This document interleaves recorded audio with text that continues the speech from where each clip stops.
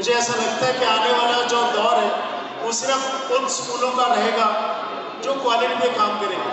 मुझे लगता है आज के इस पूरे दिन में बहुत सारे लोग यहाँ मन से आए, उन्होंने डिफरेंट क्वालिटी के बारे में चर्चा की और एक शेर किसी ने बहुत अच्छा कहा है कि रोशनी के वास्ते हवाओं से लड़ते रहे, रोशनी के वास्ते हवाओं से लड़ते रहे, जिन दियों में जान थी वो दिए जलते रहे।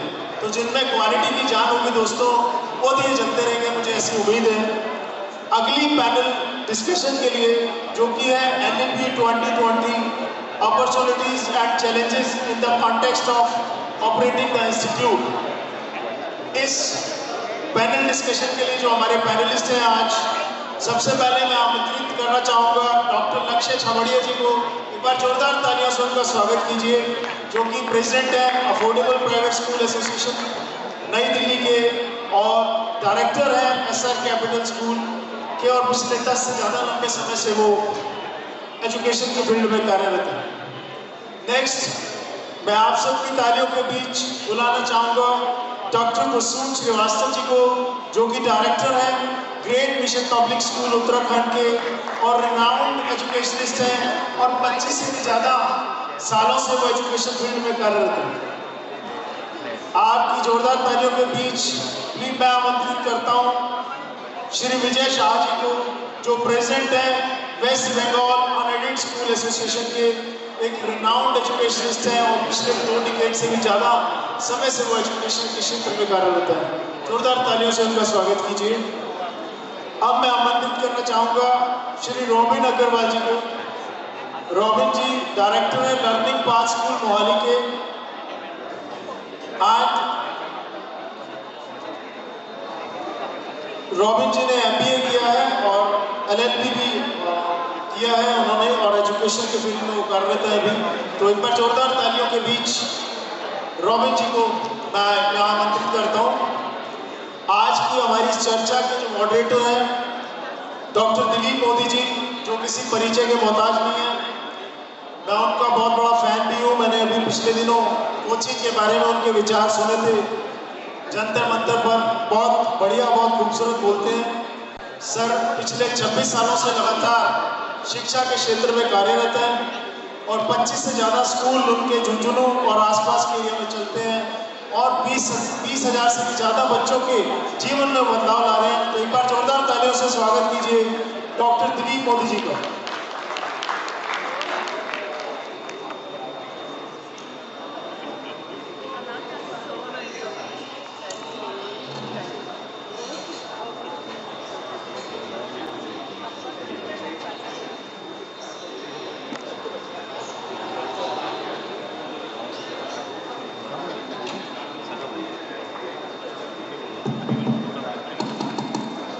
ग्रीन निशा नमस्कार, सभी को हमारा प्रणाम। सुबह से कॉन्फ्रेंस और ये जो लीडरशिप समिट चल रहा है, स्टेज पर जो भी वक्ता आते हैं वो बैकहैंड है। यहाँ पे उनका नाम एक बार भी आया नहीं। तो निशा की जो सेक्रेटरी टीम है, जिन्होंने दिन रात मेहनत करके हम सबके लिए ये फैसिलिटीज प्रोवाइड की है, सबसे कांटेक्ट रखा है और बड़ा मीठा बोलते हुए, बड़ा प्यार से बोलते हुए सबकी बात सुनी सुनाई और हमें अरेंजमेंट दिया। तो जो स्टेज के पीछे हैं निशा की टीम, उनके लिए जोरदार वाली तालियां बजवाइए। सुशील जी ने इनके लिए हमारे जो घोषक जी हैं, इनके लिए मेरे आने से पहले मेरा अधिकार छीन लिया इन्होंने। मैं भी चाहूंगा कि इनके लिए भी जोरदार ताली बजाएं। सिंगल मैन वन हैंडेड इन्होंने पूरे कार्यक्रम को बांध के रखा है, बड़ा प्यार से, बहुत अच्छे से। और जहां डांट लगानी थी वहां डांट भी लगा दी थी, क्योंकि पीछे वाले कुछ आवाज कर रहे थे, शोर कर रहे थे। तो अब मैं एक और धन्यवाद देना चाहूंगा। देखिए वैसे तो ये लास्ट पीरियड है और लास्ट पीरियड जब स्कूल का क्लास का होता है तो बच्चे सिर्फ दरवाजे की तरफ देखते हैं और घंटी कब बजे और कब भागे, ये सबका इंटरेस्ट होता है। लेकिन इस लास्ट पीरियड में भी लास्ट तक आप लोग सब यहाँ पर विराजमान हैं, हमारे साथ हैं। इसका मतलब आप सबसे ज्यादा सिंसियर स्टूडेंट है। तो एक बार जोरदार ताली आपके लिए, आप सबके लिए जोरदार जोरदार वाली ताली होनी चाहिए। देखिए बहुत बड़ा चैलेंज है हमारे लिए। स्लॉग ओवर्स होते हैं क्रिकेट में। स्लॉग ओवर्स का मतलब होता है बस बचे कुचे कुछ ओवर्स हैं, चौके छक्के मारने वालों ने चौके छक्के मार दिए। इससे पहले 4 पैनल डिस्कशन हो चुके हैं और बड़े बड़े पैनल डिस्कशन थे जिसमें 8-8 लोग थे। हमारा तो छोटा सा पैनल डिस्कशन है और हमारे लिए स्लॉग ओवर्स में हम कितने रन बना पाते हैं, आप तक कितनी बात पहुंचा पाते हैं, ये हमारे लिए भी चैलेंज है। देखिए स्कूल एजुकेशन का जहाँ तक सवाल है, लर्निंग वूम टू टूम यानी गर्भ से लेकर के मरने तक लर्निंग चलती रहती है। It is never ending process. लगातार लर्निंग चलती ही रहती है और गलतियां भी होती रहती है, हम रोज सीखते रहते हैं। वहाँ अभी कुछ पैनल डिस्कशन में बात आई थी कि यहाँ पे ग्रे हेयर वाले ज़्यादा हैं। ग्रे हेयर वाले तो हैं लेकिन उनको भी आज भी लर्निंग की ज़रूरत होती है। हम लोग आज भी सीख रहे हैं। तो यहाँ पर आज ये बात जो होने वाली है, एक तरह से पूरे दिन भर से 4 पैनल डिस्कशन और लगभग 40 के करीब वक्ता यहाँ पर आकर के स्टेज के ऊपर बहुत अच्छी अच्छी अपने अनुभव की बातें हमें शेयर करके गए। हमारे लिए पूरा दिन बहुत लर्निंग का दिन रहा है।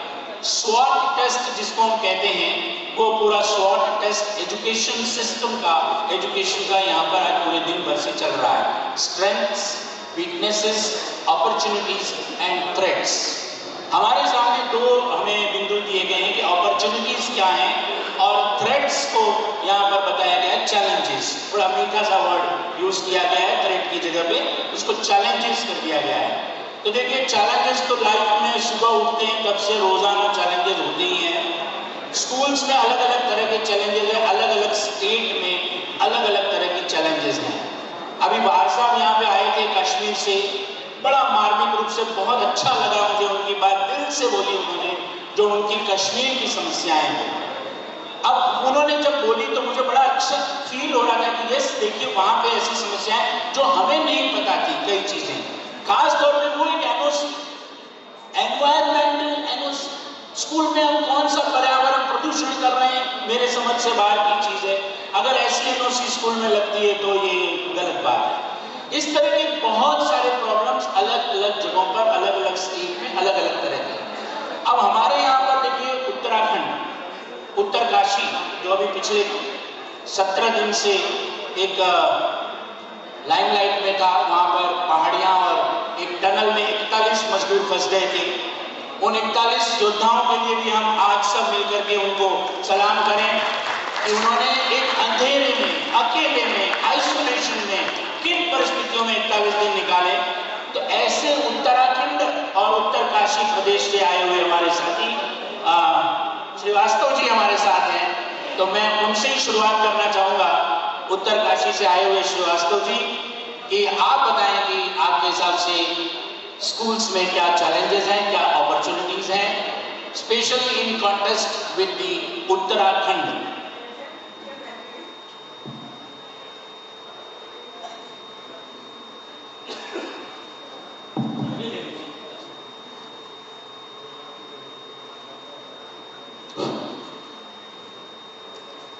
ग्रीन निशा, नमस्कार सभी लोगों को।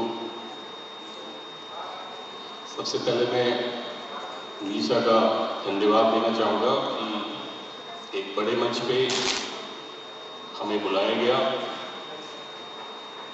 हमारी समस्याओं के लिए क्या हम अर्जित कर सकते हैं आप लोगों से,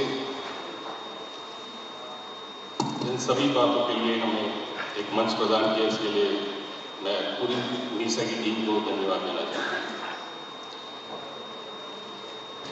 As we already talked about NEP from last 3 years, we have been continuously talk, and today the whole session was on NEP only.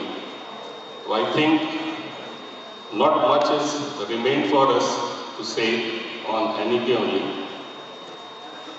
मुझे लगता है कि NEP के साथ साथ अगर मैं अपने स्टेट के विषय में भी बात करूंगा तो चीज़ें ज़्यादा क्लियर होगी।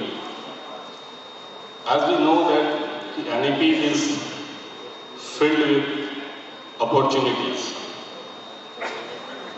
and to grab that opportunities, we need resources. And from where we get the resources. The question is for the small states. From where we get the resources. Geographically, we are in very critical positions. 14% of our land is in plain and almost more than 85% land, the hilly area, where so many issues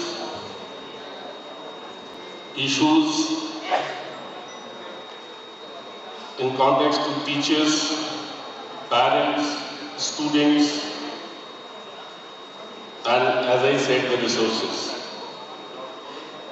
So first of all, as I feel, the biggest limitation for us is the financial limitation.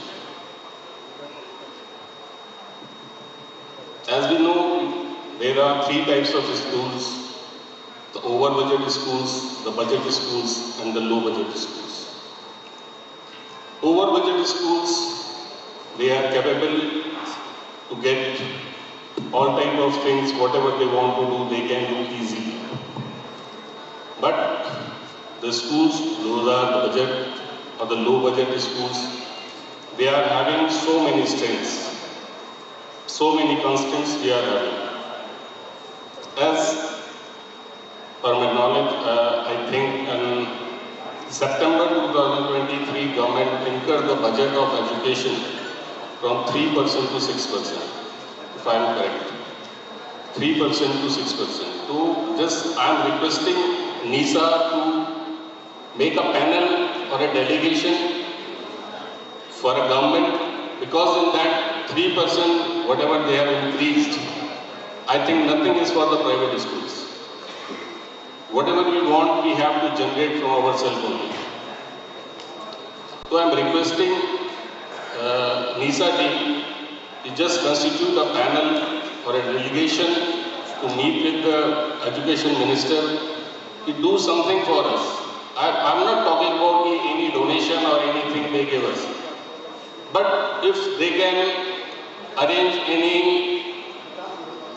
interest-free loan or subsidized loans as they are giving to the small-scale industries, and they are considering us the social work. We are considering the schools that we are doing the social work, and after that they are not providing any financial assistance to us. So that's why I am requesting to NISA to please you put this point. If they can allow us for a subsidized loans or a interest-free loans, then that is schools, those are the low-budget schools. They can get some resources because everything needs money. अभी जो नई MEP आई है, vocational courses लाने हैं, तो for the vocational courses we have to develop the infrastructure. हमें flexibility of subjects आए हैं. For that we have to generate the employment. So for that infrastructure we need a fixed cost, fixed amounts, fixed cost, and for the employment we need the running expenditures. So for that, the low budget schools or the budget schools, it's a great difficulty for them to achieve these kind of things. It will take a long time if they want to achieve these. If they the policy, whatever the policies, they, according to that policy, if they want to do anything, they need that type of financial assistance. So this is the one thing. And the second, my point is the trained staff, trainings. Trainings is very much necessary for our teachers, because we are, as I said, it's a very small state, and we are not getting that much of trained teachers, that much of competent teachers. So they need a good training. We will say, yes, training to CBSE is giving training continuously, they are providing training to us. But I think these trainings are the procedural trainings only. These are the procedure trainings, and these are the set formats. And every time they are doing the same format in every meeting, in every training. If we are suppose we are going for the class management training, whenever they come for the training, they are coming with the set format. And we don't need the training for academics. We don't need the training for academics. We are subject expertise we are having. The teachers, they are good in their subjects, but they are not motivated. The lack of motivation is there.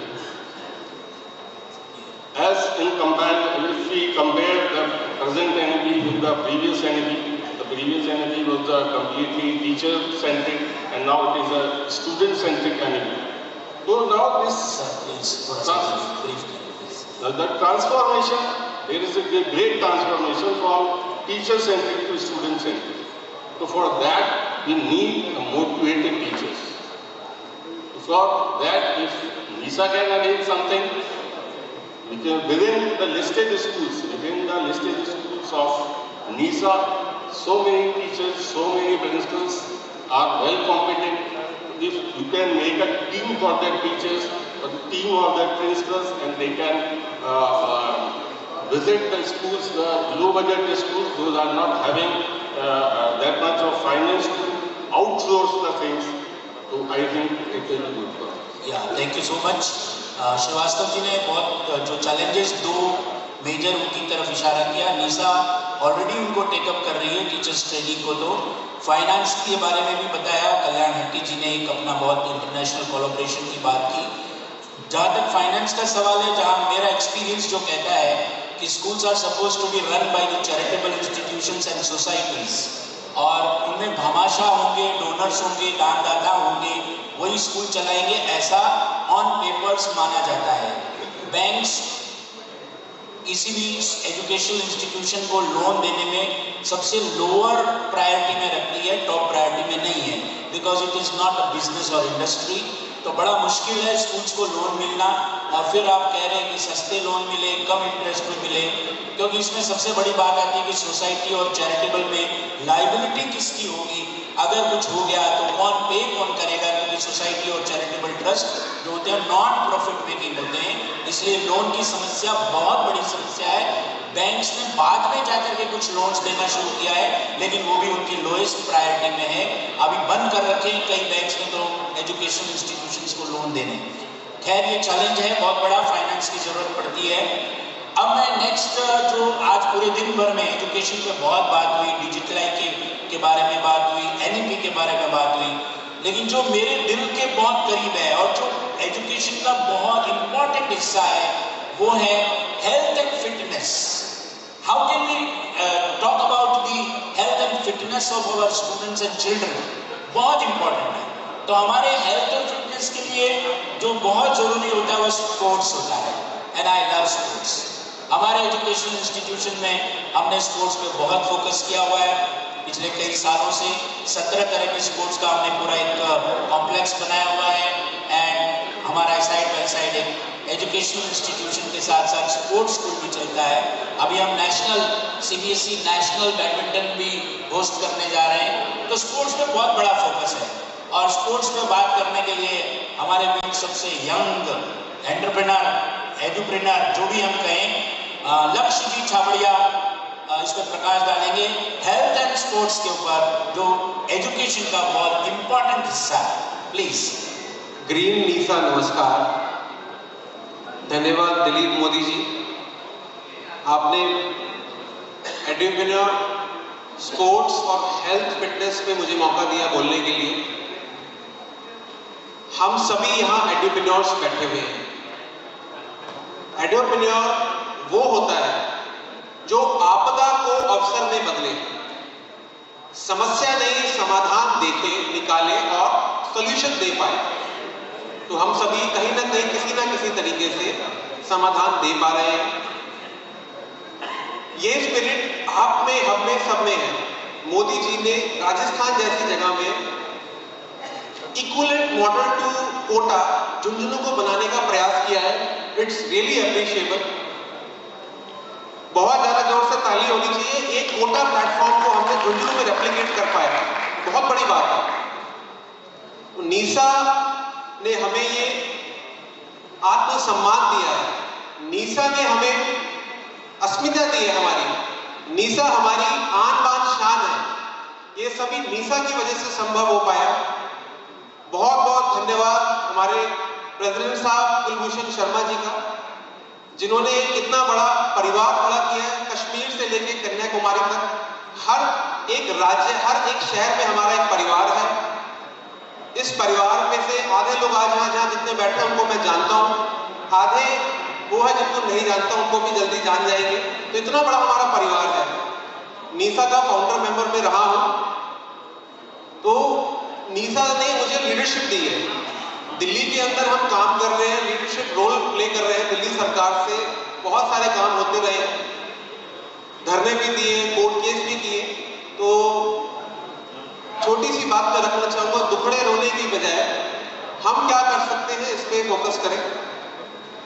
हमने 2020 में Covid के समय में court case किया, जब कुछ समझ नहीं आ रहा था, रिइंबर्समेंट नहीं आ रही थी हमारी, तो डिपार्टमेंट में प्रेशर आया। हम डिपार्टमेंट के पास भी गए, सब जगह मंत्री से लेके सब जगह रास्ते बंद थे, क्योंकि सरकार के पास भी फंड नहीं आ रहा था। ऐसी स्थिति के अंदर भी सरकार से फंड निकलवाना, कोर्ट से ऑर्डर करवाना, ये अफोर्डेबल प्राइवेट स्कूल एसोसिएशन का काम रहा। जल्दी से मैं बताना चाहूंगा, क्योंकि अभी कल ही एक नोटिस हुआ है दिल्ली सरकार को, जो हमारा रेट पिछले 6 साल से रिवाइज नहीं हुआ था, उस बात पर नोटिस हुआ। पेंडेंसी, हम तो एडवांस पेमेंट मांग रहे हैं, हर क्वार्टरली पेमेंट मांग रहे हैं, आप हर 3 महीने में हमें पैसे देना शुरू करो। बहुत ज्यादा पेंडेंसी अब बची नहीं है, और अब आगे हमें एडवांस मिलना, हम एडवांस मांग रहे हैं। एडवांस की बात से हमें जल्दी आना शुरू हो जाएगा। जल्दी विदिन 4 वीक्स दिल्ली सरकार कोर्ट में जवाब देगी। उससे पहले हम ओबीसी कमीशन में गए, वहां चीफ सेक्रेटरी ने एडमिट किया। फिर हम दिल्ली के जो सेक्रेटरी एजुकेशन उससे मिले, उन्होंने भी एडमिट किया। लेकिन फिर क्या है कि जब जेब से पैसा निकालना होता है सरकार को, बाद में दिक्कत होती है। जब कुछ रास्ता नहीं मिला तो कोर्ट गए। APSA is the association of 250 affordable schools. Health and fitness के ऊपर हमने पिछले जनवरी के अंदर एक एथलेटिक्स मीट कराया, जिसके अंदर 5000 बच्चों ने भाग लिया 3 दिन तक। और हमने इस एथलेटिक मीट के अंदर सात्विक भोजन दिया, स्प्राउट्स दिए, जूस पिलाया, कोई भी रैपर वाला जो चिप्स वगैरह नहीं दिया, राजमा चावल पिलाया। और अब हम मिलेट मेले का भी आयोजन कर रहे हैं। तो सोशल इनिशिएटिव आपको हमको करते रहना है। नीसा इज इंस्पिरेशन, नीसा से हम बहुत कुछ सीखते हैं। जो सेंट्रल लेवल पे, नेशनल लेवल पे बहुत सारे प्रोग्राम करते रहते हैं, उसी के कुछ रेप्लिका या उसी मॉडल को हम आगे अपने दिल्ली में भी फॉलो करते हैं। स्पोर्ट्स का प्रोग्राम बहुत हाईली सक्सेसफुल था। ऐसे ही हम कम बजट के अंदर बहुत सारे ऐसे स्पोर्ट्स होते हैं जो कि हम, अगर मान लीजिए प्ले ग्राउंड में, हम इंडिया के densely populated district north east Delhi में रहते हैं, मुंबई से भी ज्यादा कंजेस्टेड है दिल्ली की नॉर्थ ईस्ट डिस्ट्रिक्ट, वहां जगह नहीं। तो हमने रूफ टॉप, हमारे स्कूलों ने roof top play area develop किया। स्पिरिट हाई रहनी चाहिए, समस्या नहीं समाधान देखना है, किस तरह से हम सॉल्यूशन दे सकते हैं, बच्चों को खिला सकते हैं, अच्छी डाइट दे सकते हैं, ये चीज पे हमें फोकस करना है। तो आप सभी का फिर से स्वागत है। कोर्ट केस, बहुत सारे जो भी समस्याएं आती है उसके लिए हम करते रहते हैं और हमें रिजल्ट मिलता है, ईश्वर का आशीर्वाद मिलता है। और ऐसे अच्छी नीयत से जैसे नीसा काम कर रही है, अफोर्डेबल काम कर रही है, हम सभी काम कर रहे हैं, ऐसे ही हम आगे काम करते रहेंगे। दूसरा, अभी एक जल्दी से आखिरी बात बोलूंगा, टाइम कम है, एक ही बार मौका मिलेगा। तो जैसे प्रॉफिट कमाना अपराध नहीं, हमारे शास्त्र में कहते हैं 100 गुना कमाओ, 1000 गुना खर्च करो। ये मन में जो हमारे अंदर भाव आता है, कभी कभी हम प्रॉफिट कमाते हैं, कहीं कभी आता है या था, उसको हटा देना। बिल्कुल कोई गलती नहीं है, कोई कमी नहीं है पैसे कमाने में।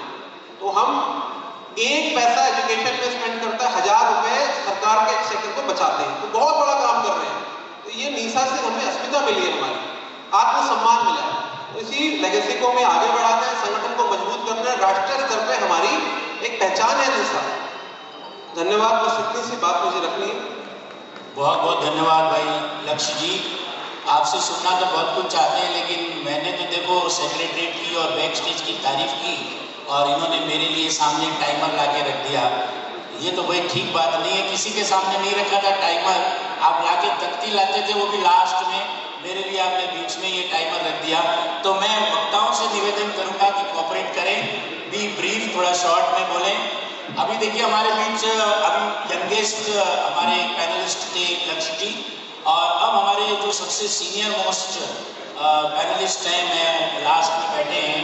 पहले छोटा सा उनका ब्रीफ इंट्रोडक्शन देना चाहूँगा। ये कलकत्ता से, सिलीगुड़ी साइड से आए हैं, वेस्ट बंगाल एसोसिएशन के प्रेसिडेंट है और बहुत डायनामिक व्यक्ति हैं, बहुत अच्छी की स्टडी है स्कूल एजुकेशन के बारे में, हमारे से लगातार टच में रहते हैं निशा की, और मेरे से कई बार इनकी बातचीत होती रहती है, हमारी वेवलेंथ, हमारी विचारधाराएं मिलती है।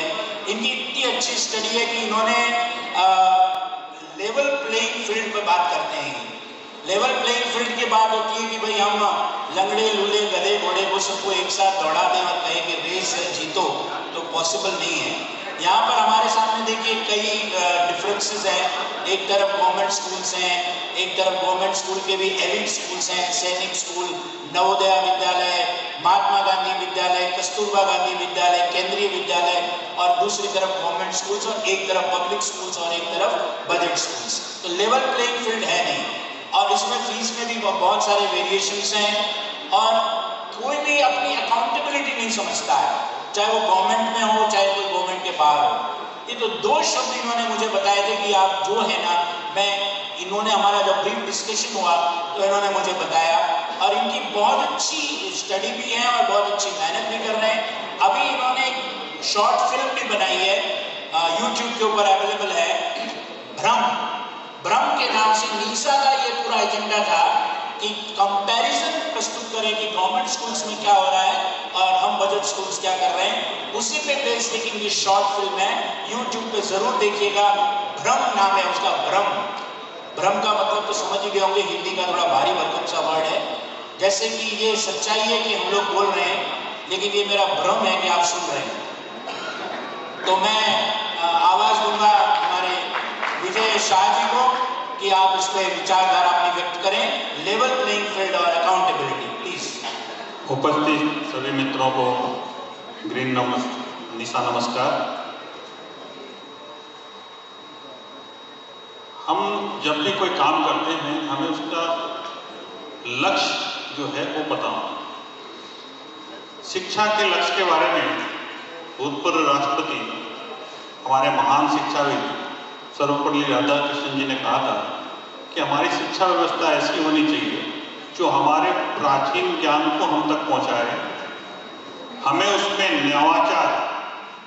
नवाचार करने का अवसर दे, जिससे कि हम हमारे भविष्य की चैलेंजेस को और फेस कर पाए।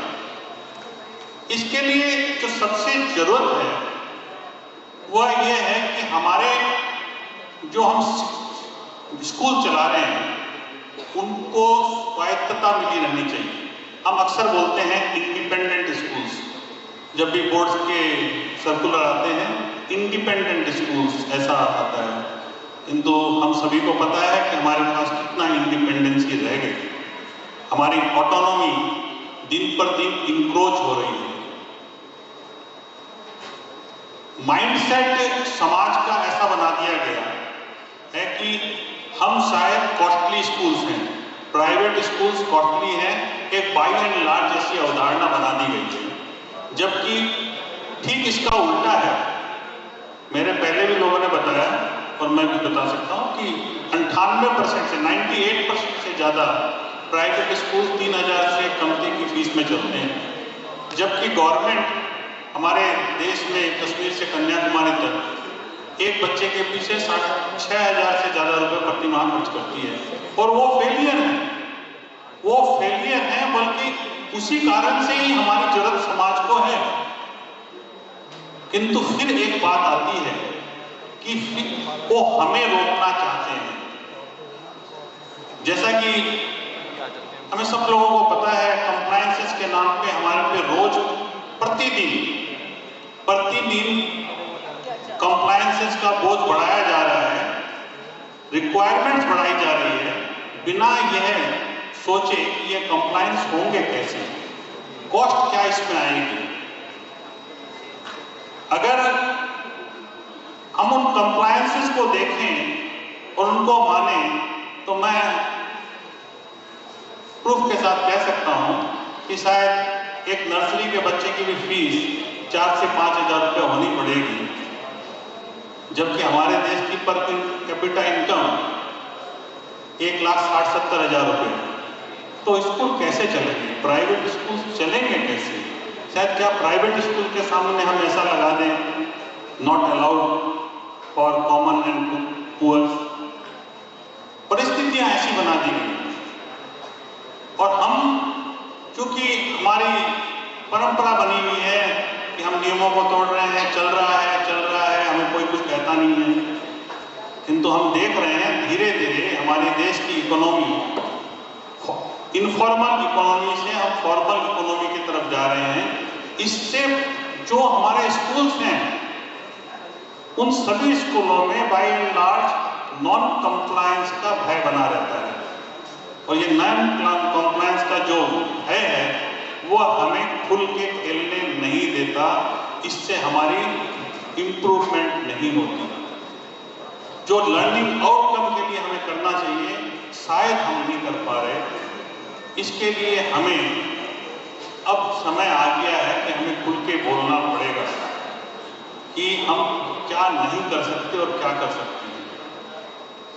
जिन सरकारी स्कूलों में 6,000 रुपये से ज़्यादा खर्च होते हैं, केवी नवोदय विद्यालय में तो 8,000 9,000 रुपये पर महीने खर्च होते हैं। मैं आपको गारंटी के साथ कहता हूँ कि हमारे देश में 98.4% सरकारी स्कूल और RTE में जो प्रिस्क्राइब्ड है उसमें इंफ्रास्ट्रक्चर को भी कंप्लाई नहीं करते। 98.4%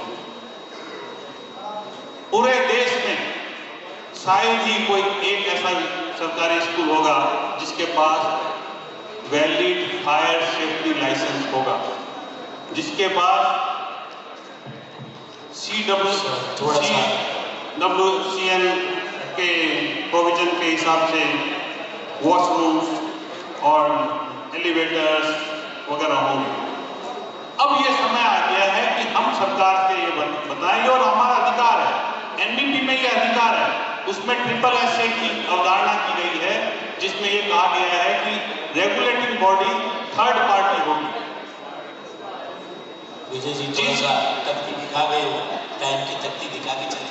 हाँ जी, टाइम की तख्ती दिखा के चले गए, थोड़ा सा ब्रीफ करिए। अब हमें ये अधिकार मांगने पड़ेंगे कि हमें सरकारी स्कूलों के बराबर अधिकार दिए जाएं, उनके ऊपर जो नियम लागू हो उतने हमें भी दिए जाएं, उनको जहां जहां छूट मिली हुई है वो छूट हमें भी चाहिए।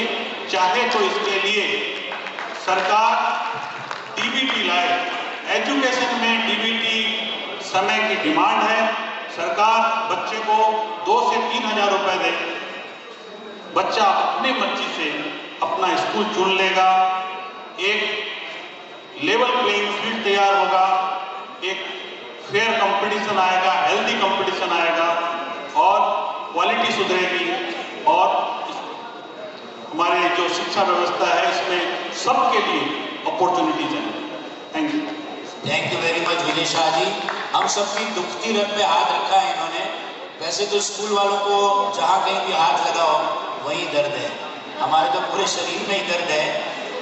एक इन्होंने दर्द की बात की लेवल प्लेइंग फील्ड के लिए। सर अभी हमारे एक वक्ता बाकी है, मैं आपके साथ हूँ सर प्लीज़। तो हमारे लेवल प्लेइंग फील्ड में हमारे गवर्नमेंट स्कूल्स के साथ कंपटीशन है, उनकी अपनी अलग पॉलिसीज़ है और उनका पावर सब कुछ उनके पास में है। एक दूसरा हमारी जो सबसे बड़ी प्रॉब्लम है, मैं मेरी दुखती रग बताता हूँ and I am known for that. देखिए एक हम लोग जो रेस कर रहे हैं ना एजुकेशन की, it's not a simple race. ये 100 मीटर की सिंपल रेस नहीं है कि हम दौड़े और रिजल्ट तुरंत आ गया। ये बहुत लंबी रेस चलती है और एक तरह से जिसको हम कहें ना रिले रेस है। हमारे हाथ में बैटन जो आती है वो प्ले स्कूल और नर्सरी स्कूल से प्राइमरी या मिडिल स्कूल के पास आती है, फिर सेकेंडरी स्कूल के पास आती है, और फिर वहाँ से हम कॉलेज और यूनिवर्सिटी के पास में वो पैटर्न कमाते हैं, वो फिर प्रोफेशनल कोर्स के लिए, और वो फिर बाद में आगे जाके प्रोफेशनल कैरियर के लिए और फील्ड में बच्चा आता है। It's a relay race. लेकिन इस रिले रेस में आजकल एक अतिक्रमण हो गया है। अतिक्रमण कैसे हो गया कि प्ले स्कूल, स्कूल और फिर कॉलेज, वहाँ तक तो ठीक था, इसके बीच में एक और अनाधिकृत चीज घुस गई है, अनवांटेड, इलीगल, अनऑथोराइज्ड। ये सारी चीजें थी अथोराइज्ड। प्ले स्कूल, नर्सरी हो, चाहे स्कूल हो, चाहे कॉलेज हो, चाहे यूनिवर्सिटी हो, चाहे प्रोफेशनल डिग्री कोर्सेज हो। लेकिन इस बीच में एक चीज घुस गई है जिसने हम सबको बहुत ज्यादा परेशान कर रखा है, वो है कोचिंग इंडस्ट्री। हमारी पैटर्न जो हम अगली यूनिवर्सिटी और कॉलेज को, आज वो हमारे चिंकारा वाले हैं या नहीं मुझे नहीं पता, यूनिवर्सिटी और कॉलेज वाले, मैं चाहता था उनके सामने मेरी ये दुखती रग रखूं कि वो हमारी जो पैटर्न है, जो हम स्कूल से सीनियर सेकेंडरी पास करा के कॉलेज और यूनिवर्सिटी को थमाना चाहते हैं, उसे बीच में छीन लिया है कोचिंग वालों ने। अभी आज मंजुला मैडम जिन्होंने ओपनिंग रिमार्क दिया था, चीफ गेस्ट हमारी, उन्होंने कोचिंग इंडस्ट्री से बहुत मार्मिक बातें उठा करके कही थी, और वो मेरे दिल के बहुत करीब टॉपिक है, मैंने बहुत डीप स्टडी की है। मैडम ने कहा कि अभी कल परसों फिर कोटा में सुसाइड हुई है, और आम बात है सुसाइड वहाँ पे सिर्फ गिनती होती है, सिर्फ गिनती होती है कि ये 29वीं है, ये 30वीं है, 31वीं है, नंबर क्लोज हो जाता है, नया साल आता है, नए सिरे से गिनती शुरू हो जाती है।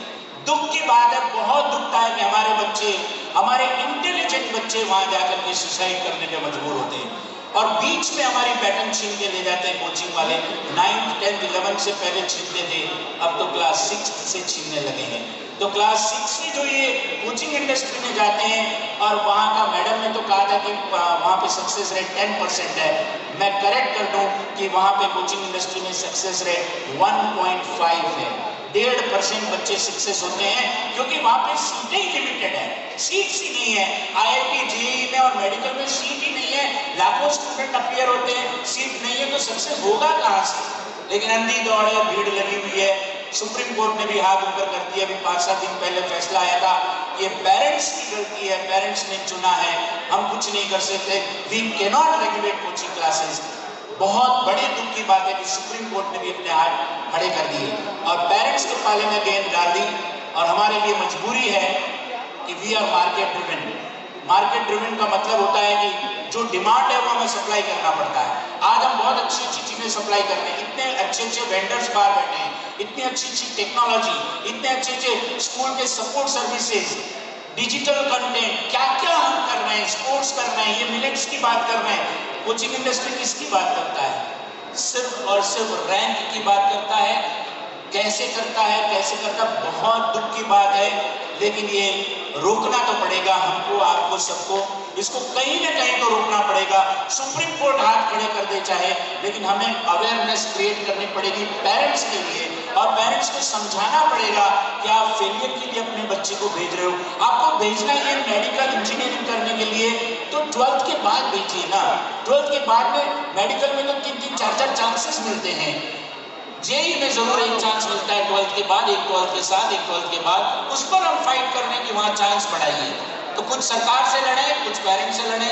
अब इस पर हमारे लास्ट वक्ता के रूप में हमारे बीच में अग्रवाल जी हैं, होस्ट यहाँ के चंडीगढ़ के ही हैं, यंग हैं, और ये भी कोचिंग के बारे में इनकी भी बड़ी दुखती रग है। तो मैं चाहूँगा कि इस पर प्रकाश डाले कि ये हमारे एजुकेशन सेक्टर को कोचिंग इंडस्ट्री ने कैसे चैलेंज प्रस्तुत किया हुआ, हम इससे कैसे बाहर निकल सकते हैं। प्लीज अग्रवाल जी।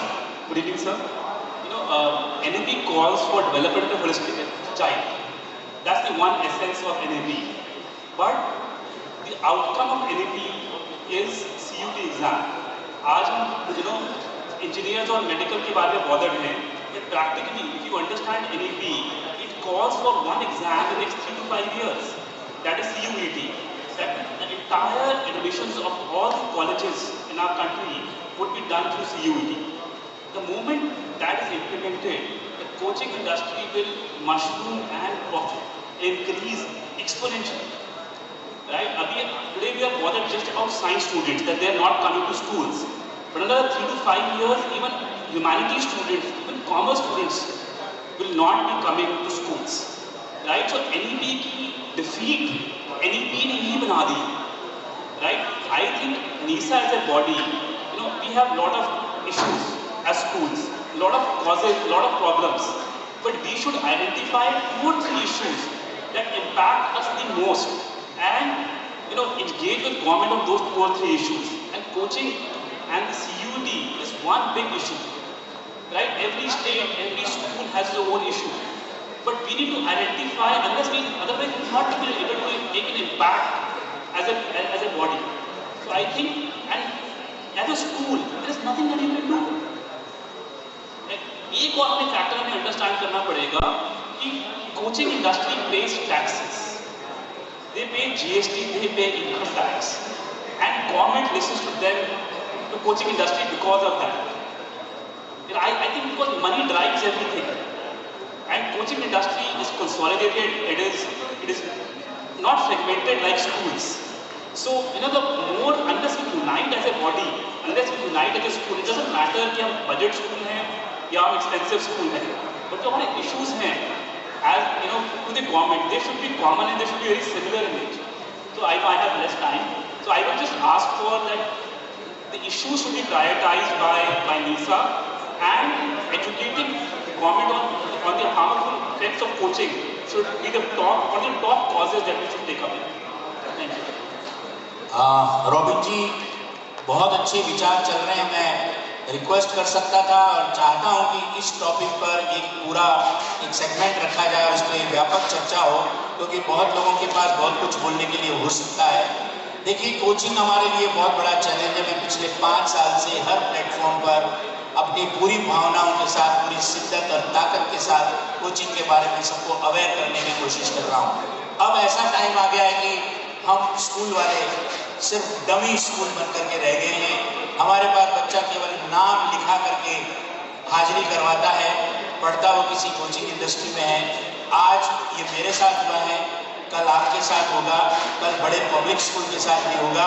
हम NEP कितना भी इम्प्लीमेंट कर लें, कितनी भी अच्छी अच्छी चीज़ें लगा लें, होलिस्टिक डेवलपमेंट की बात कर लें, लेकिन बच्चे को चाहिए सिलेक्शन, बच्चे को चाहिए अपनी रैंक। और बदकिस्मती से हमारे 12th के और 10th के परसेंटेज की कोई वैल्यू नहीं है। उस मार्कशीट को लेकर के बच्चा किसी भी इंस्टीट्यूशन में एडमिशन नहीं ले सकता। अब तो जैसा इन्होंने बताया, CUET will be important, not the 12th board examination marks. तो बहुत बुरी स्थिति है। मैं क्लोजिंग में निराश नहीं करना चाहता किसी को भी, लेकिन बात बहुत मुश्किल है। आने वाला समय हम कितना भी कर रहे हैं, NEP बहुत अच्छी है, हम करेंगे भी उसको, हम बहुत अच्छा टारगेट लेके चल रहे हैं, लेकिन असलियत ये है कि schools are converted into dummy schools. मुझे बोलना नहीं चाहिए, लेकिन इसको बचाइए। हम सबको मिलकर के इसको एज ए चैलेंज लेना पड़ेगा, और डमी नहीं, हम स्कूल्स वाले लीडर हैं। ये लीडर समिट का ये ओथ, ये हमें यहाँ से लेकर के निकलना चाहिए कि हम कुछ करेंगे, मिलके करेंगे इस कोचिंग इंडस्ट्री के बारे में। तो विद दीज वर्ड्स मैं पैनलिस्ट को धन्यवाद दूंगा। टाइम थोड़ा सा ऊपर हो गया, लेकिन हम थोड़ा सा लेट शुरू भी हमने किया था। मुझे 45 मिनट्स तो पूरे मिले भी नहीं होंगे। यस सर, आप कुछ कहना चाहते हैं सर? प्लीज।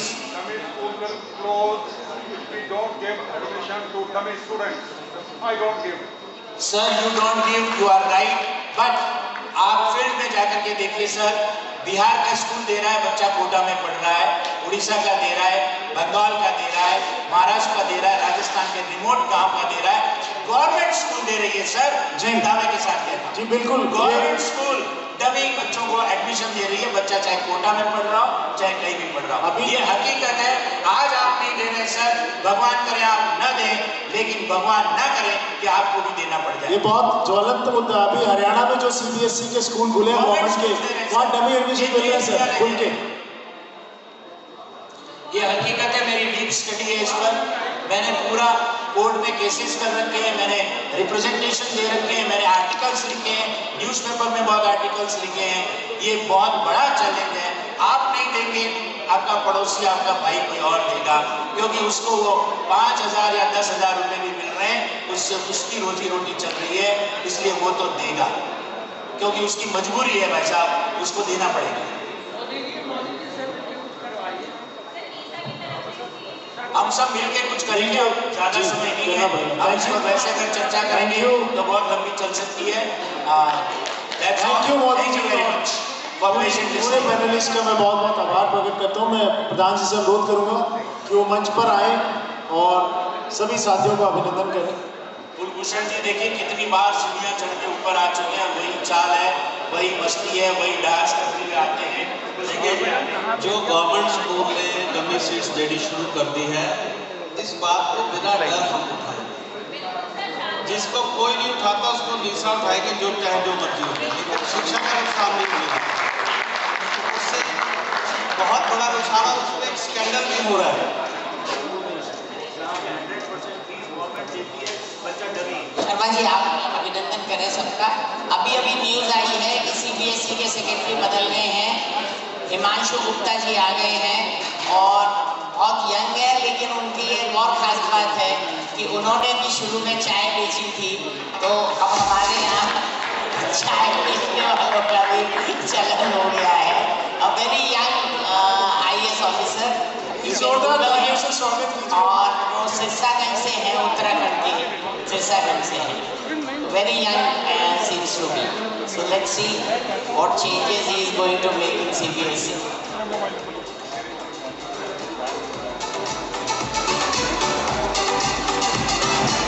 अनफॉर्चुनेटली जो नवोदय विद्यालय है जिनके 100% फंडिंग सेंट्रल गवर्नमेंट से होती है, वहाँ भी डमी स्टूडेंट है।